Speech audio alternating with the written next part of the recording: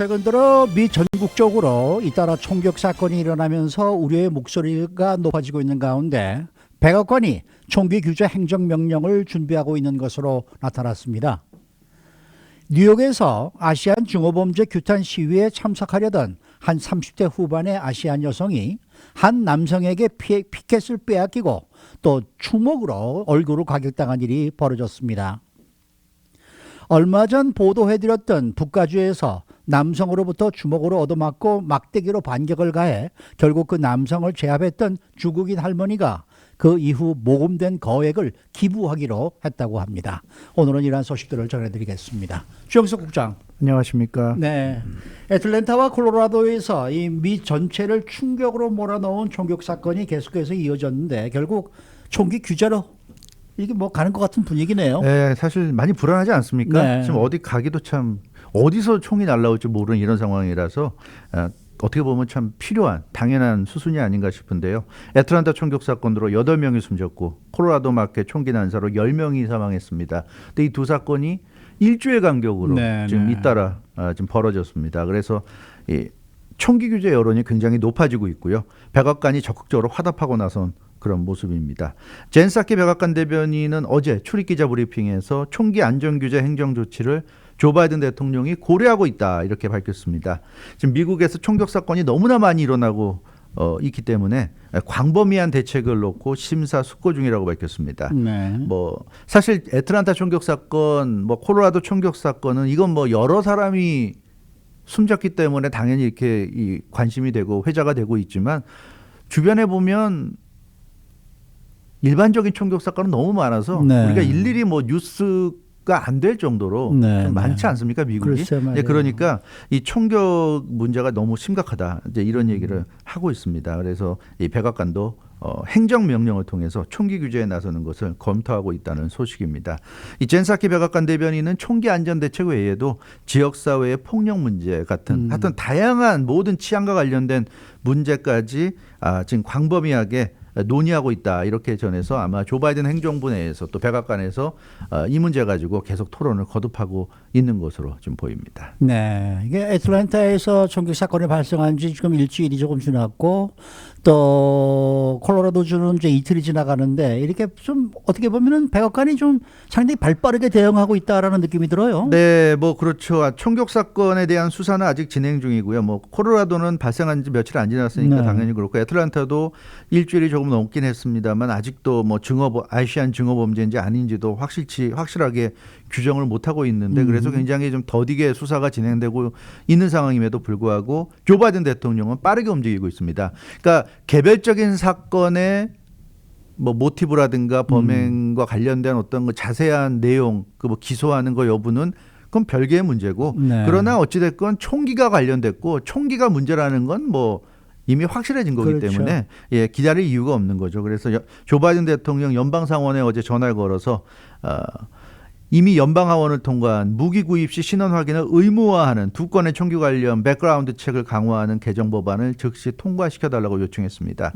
이 연방하원에서 지난 11일 2개의 법안이 통과됐죠. 모두 총기 규제 관련한 법안이었습니다.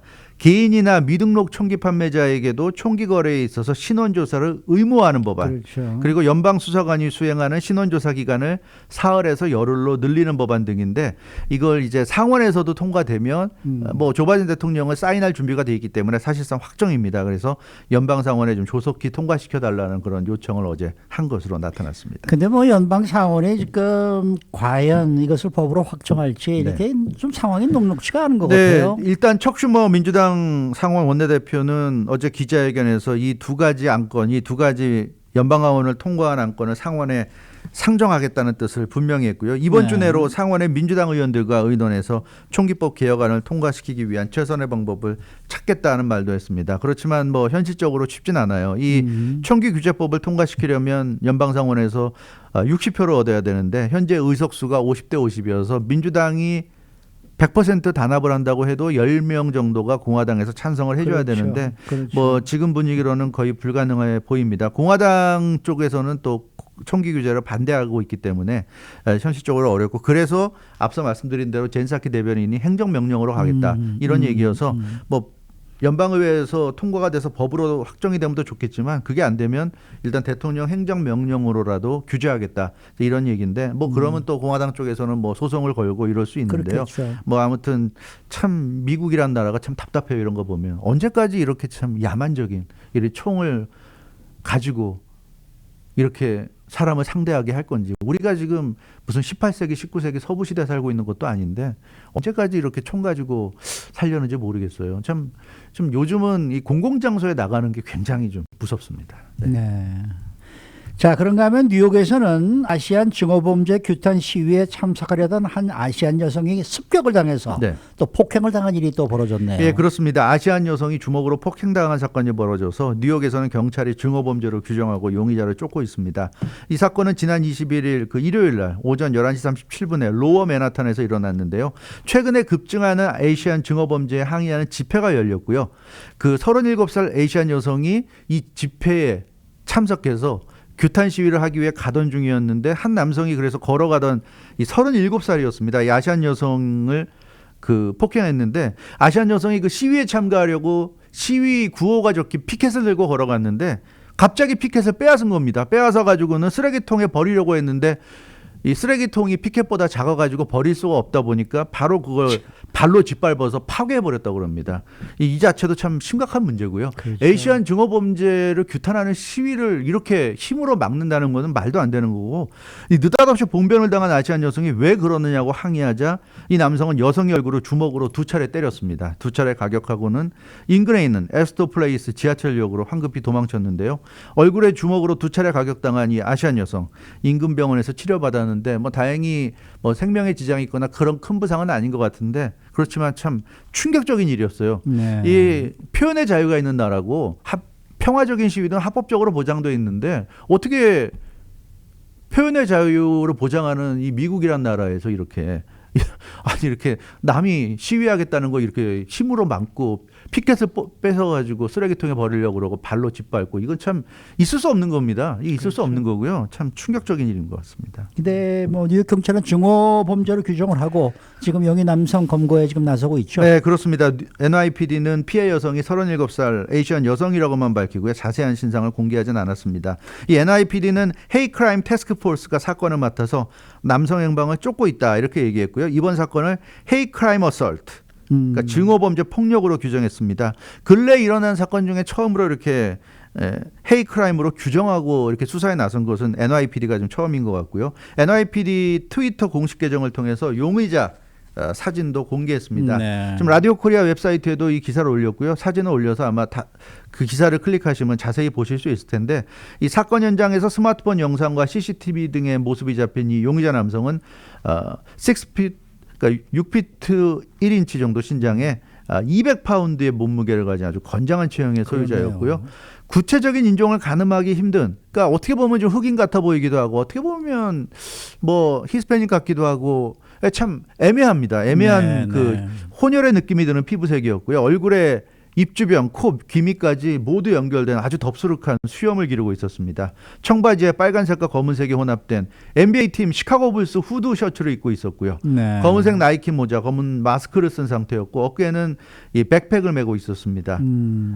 그 뭐 모습은 아주 자세히 잡혀 있기 때문에 사진을 보시면은 금방 기억이 될 것 같은데 이 남성을 알고 있거나 목격한 사람들은 NYPD로 신고하면 되는데요. 1800-577-TIPS 1800-577-8477로 신고하면 됩니다. 네. 네.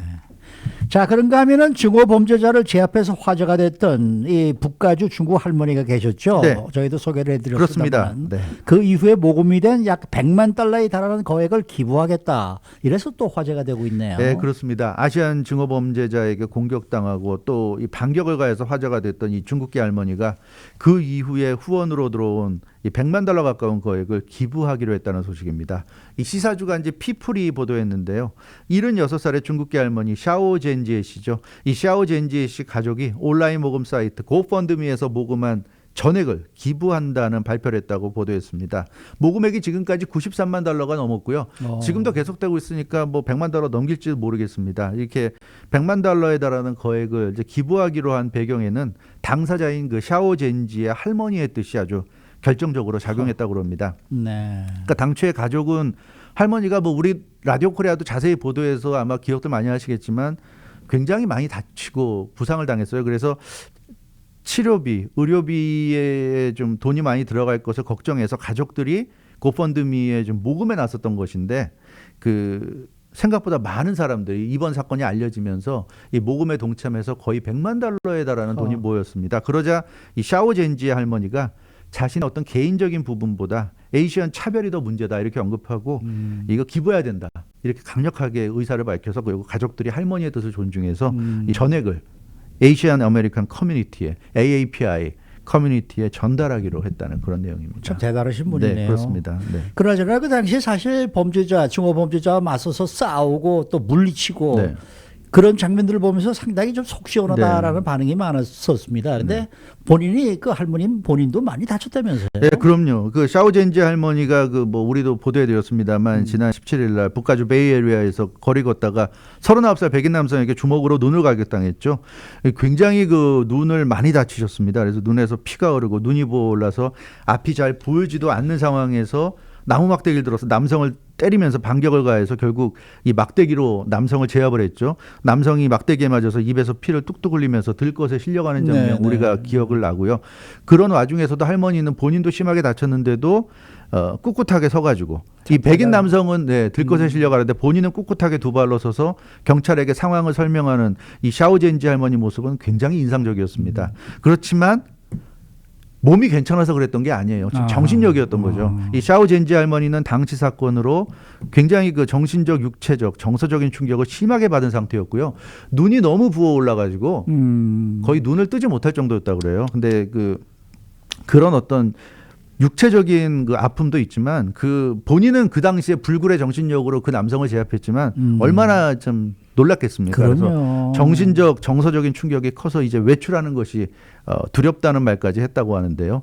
이 외상 후 스트레스 장애 진단까지 받았다고 합니다. 그래서 네. 굉장히 지금 그동안 어렵게 좀 투병을 해온 것으로 그렇게 전해졌어요. 네. 그런데 이 중국 할머니 가족이 온라인에서 모금을 한 이유가 좀 따로 있었다면서요? 예, 그렇죠. 그러니까 이렇게 많이 다쳤기 때문이기도 한데 할머니가 암 생존자라고 그럽니다. 그래서 암 투병을 뭐 좀 서바이벌 하신 분이긴 하지만 어찌됐건 암을 겪었던 그래서 몸이 원래 좀 안 좋으셨고요. 그리고 당뇨병을 앓은 지도 10년이 넘었다고 그럽니다. 그래서 할머니가 물론 기본적인 건강보험을 가지고 있는 분이지만 이렇게 기저질환이 많고 몸이 안 좋은 상태에서 심한 폭행을 당했기 때문에 혹시 그 치료 과정에서 얼마나 많은 돈이 들어갈지 가족들도 가늠할 수가 없었기 때문에 혹시라도 좀 치료비가 많이 나올 것을 대비해서 고펀드미에 모금을 좀 호소했던 거죠. 네. 그러자 이 할머니의 안타까운 사연 또 그 인상적인 또 그런 에이시안 증오범죄 맞선 모습까지 더해져서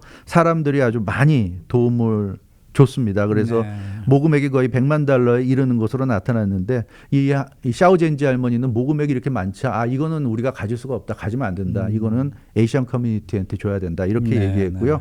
그러니까 지금 너무 에이시안 헤이 크라임이 너무 심하니까 거기에 써야 된다. 그래서 에이시안 커뮤니티, AAPI 커뮤니티의 회복을 돕고 인종차별을 퇴치하기 위해서 고펀드미에서 모은 모든 기금을 기부할 계획이다 이렇게 밝혔습니다.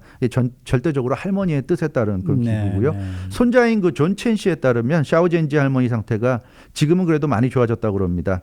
그러니까 처음에는 말씀드린 대로 너무 눈이 부어올라서 뜨지도 못할 상태였는데 눈에서 붓기가 좀 가라앉았고요. 그래서 조금씩 그 기력을 회복하고 있고 지금은 이제 육체적으로 조금씩 나아지다 보니까 정신적으로도 좀 회복이 되면서 낙관적인 생각도 다시 할 수 있을 만큼 할머니 기분이 좋아졌다고 그러는데 아무튼 참 대단한 것 같아요.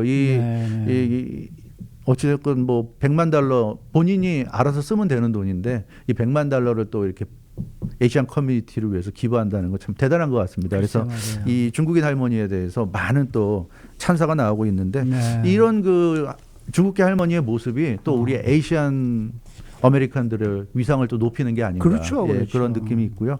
참 이 중국계 할머니 쾌유하기를 바라는 마음입니다. 그야말로 슈퍼 할머니시네요. 그렇습니다. 정말 슈퍼 할머니고요. 이 에이시안 커뮤니티를 좀 상징하는 그런 느낌이에요.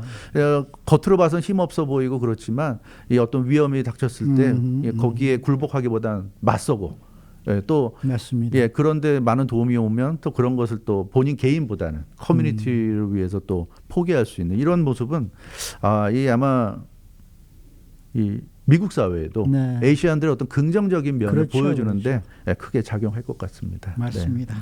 수고 많으셨습니다. 주영석 국장이었습니다.